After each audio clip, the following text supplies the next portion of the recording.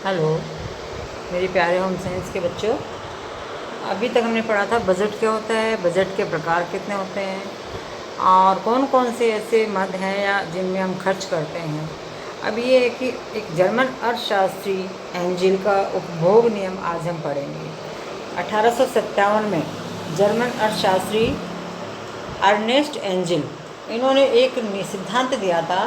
तो उनके अनुसार विभिन्न आवश्यकताओं पर ध्यान देते हुए जीवन स्तर के अनुसार व्यय का प्रतिशत निर्धारित किया।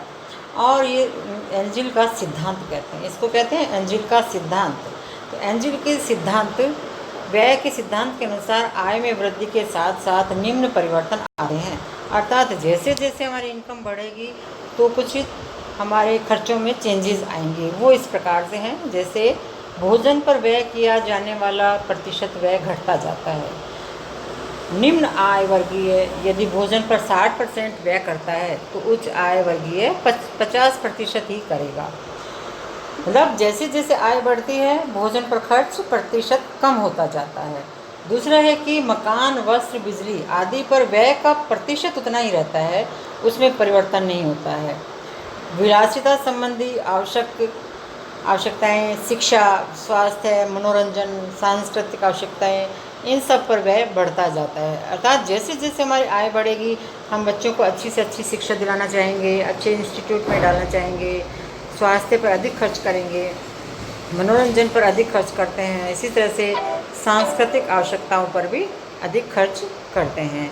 एंजिल का व्यय सिद्धांत जो है इसके अनुसार निम्न आय वर्ग भोजन पर 60% व्यय करता है, मध्यम आय का 55% और धनी आय वर्ग 50%। मतलब जैसे जैसे आय बढ़ेगी प्रतिशत व्यय भोजन पर घट रहा है। दूसरा है कि वस्त्र पर निम्न आय वर्ग यदि 18% खर्च करता है, मध्यम आय भी 18 करेगा, धनी आय भी 18% व्यय स्थिर रहता है।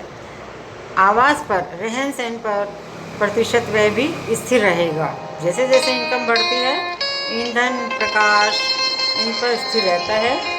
और शिक्षा, स्वास्थ्य, मनोरंजन इन सब पर प्रतिशत व्यय बढ़ता जाता है। तो इसका अर्थ है कि जैसे जैसे इनकम बढ़ेगी स्वास्थ्य, मनोरंजन, शिक्षा, सांस्कृतिक आवश्यकताओं पर व्यय बढ़ता जाता है। इसे हम इस प्रकार से भी देख सकते हैं कि बढ़ते हुए जो प्रतिमान है इसमें एंजिल का उपभोग नियम पूरी तरह से लागू नहीं होता है, क्योंकि बचत का कोई प्रावधान नहीं है इसमें। जबकि आज के युग में बचत जो है वो प्रत्येक परिवार के लिए अनिवार्य है। एक अच्छा बजट वही होता है जिसमें प्रस्तावित व्यय आय से कम होती है और आय का कुछ हिस्सा बचाकर भविष्य के लिए रखा जाता है। तो आय में वृद्धि के साथ साथ बचत में भी वृद्धि होती है। दूसरा, शहरों में आवास की समस्या दिन प्रतिदिन बढ़ती जा रही है।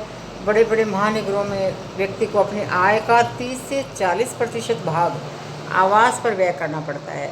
मध्यम वर्ग परिवार जो है वो निम्न वर्ग की अपेक्षा आवास पर अधिक खर्च करता है।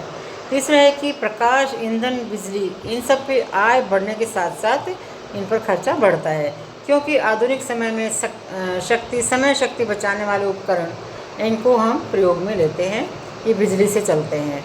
तो व्यय व्यक्ति के रहन सहन स्तर, आदत इन पर भी निर्भर करता है। एक कंजूस व्यक्ति परिवार के लिए भी एंजिल का सिद्धांत लागू नहीं होता है, क्योंकि आय बढ़ने के साथ साथ ये शिक्षा, मनोरंजन, विलासिता इन सब आवश्यकताओं पर पूरी तरह से धन व्यय नहीं करता है।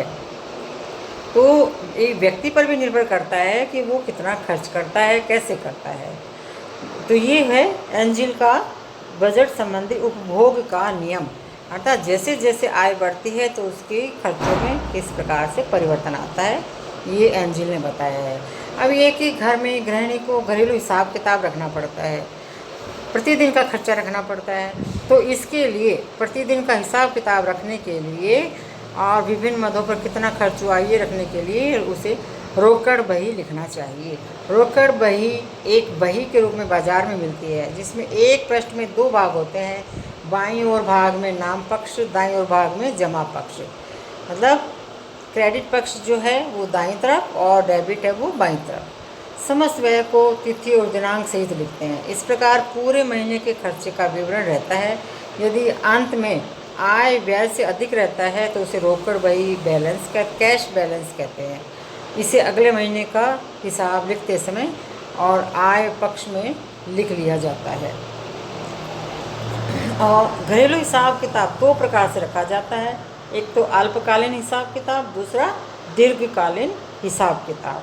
अल्पकालीन हिसाब किताब जो है उसमें पुनरावृत्ति खर्चे की बात की जाती है, जैसे भोजन, वस्त्र, मकान, किराया, दूध, सब्जी, फल, रोज़ खर्चा होता है इन पर।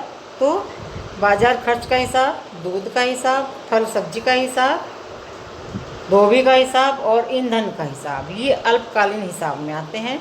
इनको दैनिक या साप्ताहिक रूप से लिखना होता है। इसी तरह फिर है दूसरा हिसाब किताब है दीर्घकालीन। दीर्घकालीन हिसाब किताब बहुत सारे ऐसे खर्चे होते हैं जिनकी पुनरावृत्ति नहीं होती है। ये वह साल भर में मुश्किल से 2 या 3 बार किए जाते हैं और निर्धारित समय में किए जाते हैं, जैसे LIC का बीमा चुकाना, प्रीमियम चुकाना है, और बच्चों की स्कूल फीस है। इस तरह से जो खर्चे होते हैं दीर्घकालीन में आते हैं। कोई भी व्यक्ति आसानी से पढ़ सके तो बही खाते में इसके लिए निम्न हिसाब लिखे जाते हैं। नंबर 1 संपत्ति का हिसाब, दूसरा जीवन बीमे का हिसाब, तीसरा ऋण खाता हिसाब, चौथा संपत्ति बंधन हिसाब, पांचवा नकद रोकड़ का हिसाब और आय का हिसाब, ये रखे जाते हैं। घरेलू हिसाब किताब लिखते समय कुछ बातें भी ध्यान में रखनी चाहिए, जैसे हिसाब किताब प्रतिदिन लिखा जाना चाहिए। जितना खर्च जिस मद में हुआ उसका पूरा विवरण लिखें, दिनांक सहित। हिसाब किताब लिखने के लिए डायरी या कॉपी का उपयोग किया जा सकता है। दीर्घकालीन हिसाब के लिए बही खाते का प्रयोग करना चाहिए। हिसाब किताब में लचीलापन होना चाहिए। यदि कोई ऐसी आवश्यकता बीच में आ गई जिसे पूरा करना जरूरी है तो अवश्य लिखना चाहिए। हिसाब किताब स्पष्ट अक्षरों में लिखा जाना चाहिए ताकि उसे आसानी से पढ़ा जा सके।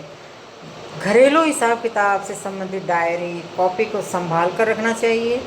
हिसाब किताब तब तक रखना चाहिए जब तक उसको रखने की आदत ना बन जाए, और प्रतिदिन हिसाब किताब रखना आवश्यक है। रोकड़ बही, इसमें नाम पक्ष, आय और जमा पक्ष। तो नाम पक्ष में रोकड़ शेष पिछले महीने का हुआ जाएगा, नीचे कुल आय, आय में आय, और जमा पक्ष में दिनांक सहित व्यय का ब्यौरा और राशि रुपए में लिखी जाएगी।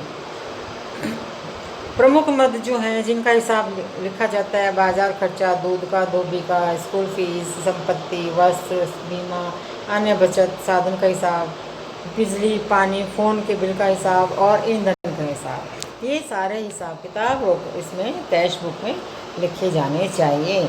इस प्रकार से पारिवारिक आय और व्यय का ब्यौरा लिख कर रखा जाना चाहिए, और उसे भविष्य में भी उसको एक सीख के रूप में प्रयोग में लेना चाहिए। आगे भी हर महीने वो एक गाइडलाइन के रूप में काम करता है, इसको ध्यान रखना चाहिए।